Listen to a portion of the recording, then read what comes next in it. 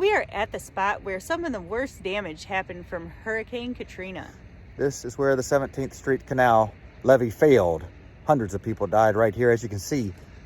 A lot of this has not been rebuilt yet. We're going to take you around, show you some of the memorials, some of the leftover remains of Hurricane Katrina here in New Orleans. And we cordially invite you to come along for the adventure. Come along. One of the worst breaches in the city happened here. It's where the 17th Street Canal flood wall failed. You can see this whole area behind us. None of the houses that were here have been rebuilt. However, on the other side, some have. We were actually just talking to a gentleman here who lived through it here in Louisiana, here in New Orleans. He said that 12 feet of water came flowing through here, all through these streets, that all of these houses have been rebuilt because the whole neighborhood was completely destroyed. As you can see here, the roads are still in disrepair despite it being 15 years since Katrina arrived. On August 29, 2005, a federal flood wall atop a levee on the 17th Street Canal, the largest and most important drainage canal for the city, gave way here, causing flooding that killed hundreds. This breach was one of 50 ruptures in the federal flood protection system that occurred that day. In 2008, the U.S. District Court placed responsibility squarely on the U.S. Army Corps of Engineers. However, the agency is protected from financial liability in the Flood Control Act of 1928. We've made our way to the University of New Orleans where they have a Katrina memorial. This one is absolutely incredible to see. Look at these cedar trees. They stood straight up before the storm. Now, you can see the tilt that is still here, like 15 years later. And up top, you can see the new growth starting to come out up straight. It is crazy. Really shows the reality of the power of this hurricane. These trees once stood erect. Their current state is a vivid reminder of the incredible force of nature that changed New Orleans forever. This monument was installed on the 5th anniversary of Katrina by the University of New Orleans student government. Even though the trees that we just showed you survived in a different form, these ones did not.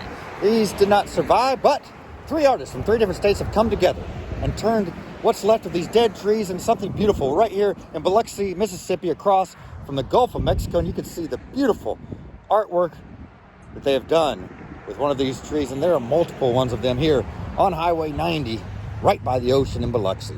Here is what appears to be part of a whale. Then in front of it, you'll notice that there is a huge eagle carved into the remains of the tree. This is an absolutely beautiful piece of artwork. All the time and effort that was put into this is absolutely amazing. I wonder how many hours something like this would have taken to carve.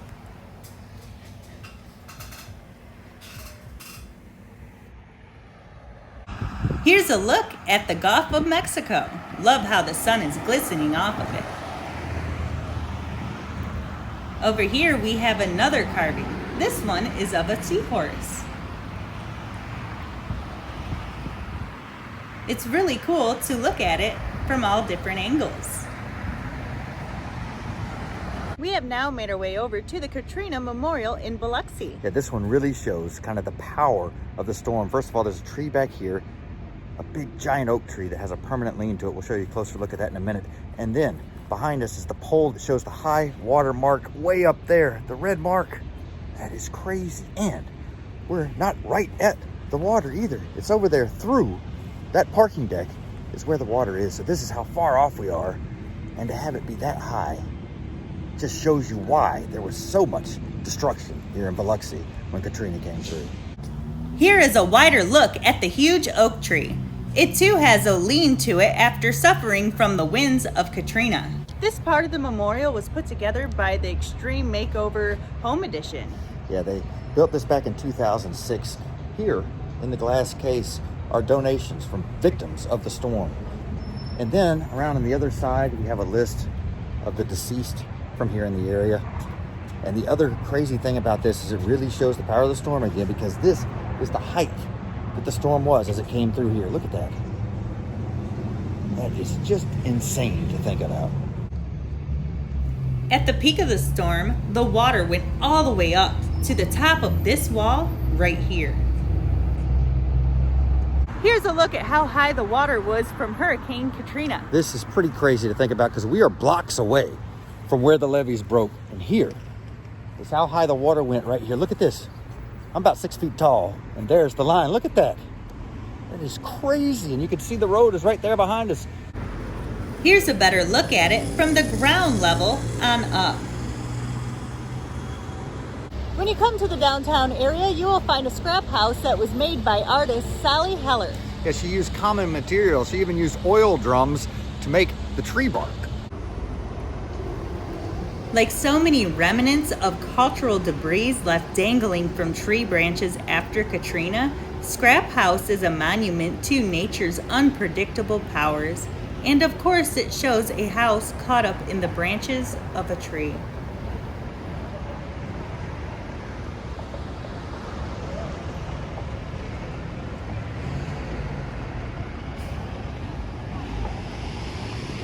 More than 1,100 people died during Hurricane Katrina. Of course, most of those people were given a proper burial by family members here in New Orleans or throughout the country. However, 83 people were never claimed. Their bodies were never claimed or they were never identified. And they were all brought here to this memorial site, and they're buried right here on the site. This memorial is dedicated to these individuals and to all who suffered or died during Hurricane Katrina. Something that's really interesting about this memorial site is that the pathway here is in the shape of a hurricane. You can see the display right behind me. This area was hit pretty hard by the storm. Most of the area has been rebuilt. However, there are still signs of the storm, including this foundation that's still left from Katrina. A new sidewalk has been built on both sides of the abandoned lot. Here's a look at what a house would have looked like after it suffered from Hurricane Katrina. The flooding has damaged this grand piano along with everything else in the house. These walls are completely deteriorated and falling apart. Stuff scattered everywhere. So sad. The newspaper clipping says Katrina takes aim.